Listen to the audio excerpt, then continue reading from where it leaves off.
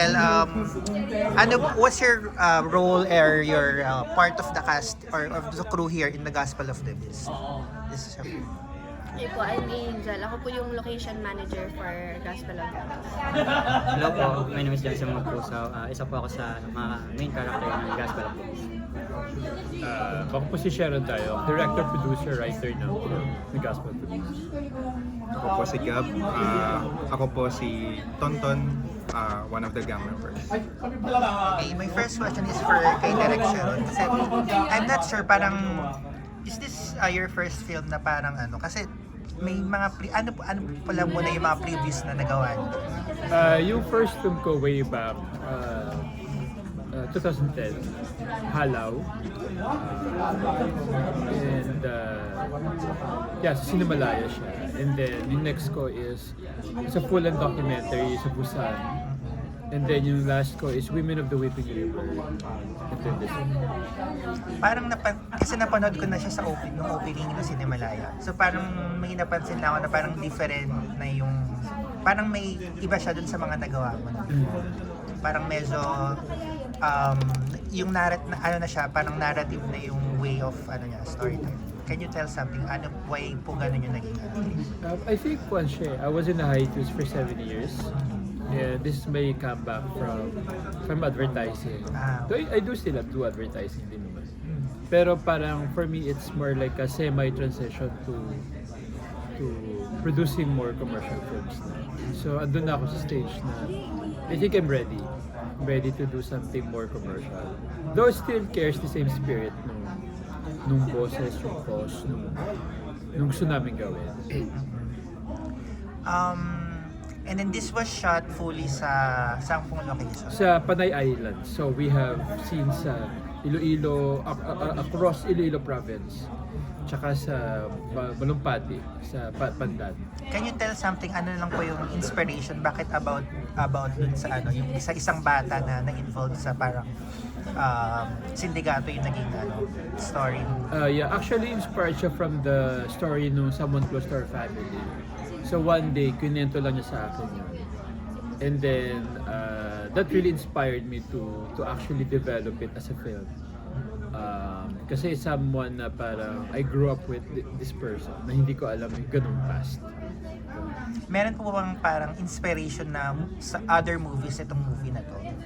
Or mga parang sa look or sa treatment na ginawa?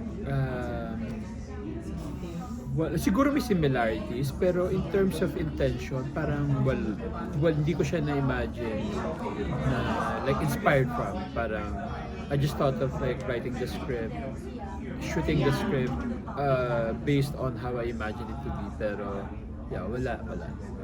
Okay. Si Sir, ano po yung ano po ulit? Si Tonton po. Cast po kayo? Yes po, sa gang. Ikaw yung yung parang naging friend ni Ikaw ba yun? Pwede siya sa mga gang members. Isa sa mga Kasi gang members po. So how was it? Is this your first film ba? Or As an or cast? Yes po. Actually, yung background niya kasi sa production talaga. Production. Palagi. Promote ka na. So how was it? Acting na. Well, parang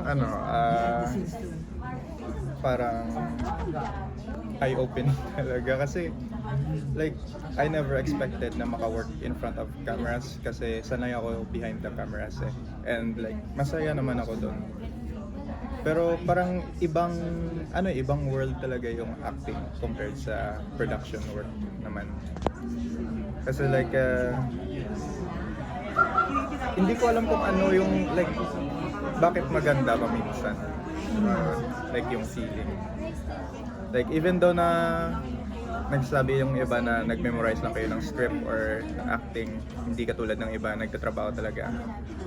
Wala, parang hindi talaga parang iba parang mas maganda pa dun So as a like starter lang sa acting. Ayun. Nagano ka ba? Workshop? Yes po. Kasama kami. 3 days kay Miss Ruby Ruiz and 2 days with Direk Sharon. Okay, last na ako kay Johnson. Ano yung instruction na binigay sa'yo ni Direk? Kasi medyo dark yung ginagampanan mo dito. So paano mo siya nagampanan? Kasi po, before mag-take yung scene, parang tinatanong ko po si Direk kung ano po yung magiging atake ng ano na to, ng character. Tapos ayun din po. Tapos may mga scene lang din po na during tapos sabihin na Direk maglakad-lakad ka na and then mag-stop. Pero yun lang naman po. Parang, How was it working with Sir Ronnie Lazaro? sobrang saya po kasi parang naging lang pa, parang tropa lang kasi like Si Ronnie, cool kasi Haba. yun. Lang like Chillax. minsan tinutulungan niya po ako sa mga scenes na alam niya na nahihirapan ako mga ganun. And ready ka ba na baka magka-award ka dahil dito? Looking forward. Hindi kasi syempre, when you get an award, bonus na yun ng hard work mo, Yes po. dedication, to the craft. So- Actually kasi yung gusto ko lang naman is mag-act lang kami. Mag-acting. Yun. Kasi from John Denver Trending, tapos nagkaroon ka na ng in-between films and then ito, di ba? Gospel of the Beast. I think direct one of the niya to, no? One of the parang meaty role na, Yeah. di ba? Done in a film. Actually, Super talaga, no? Yung Yeah. serious talaga yung Actually, ang gusto profile. lang namin tapusin niya muna yung college niya bago siya to all out. Kasi may mga offers nun din.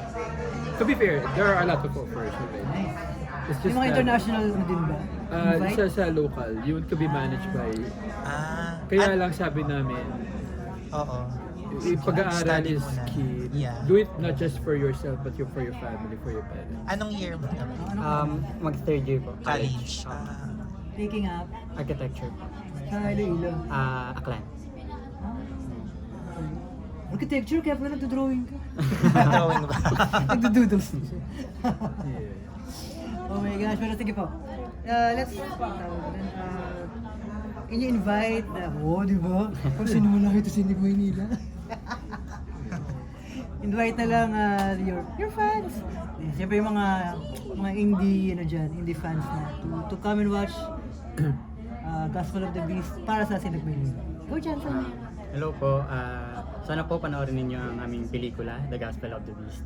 Directed by Direk Sharon Diop. And sana po ma-enjoy nyo kung mapanood nyo pelikula na. Siyempre naman, yes, direct. Yes, again, gusto namin magpasalamat sa Sinag Manila for giving us the platform to share our film. And hopefully you guys will get to watch it. And hindi naman siya happy-happy. It's a hard feeling to watch the film. But hopefully we get to have a deeper understanding about the violence happening in our society. Sige, Gambo.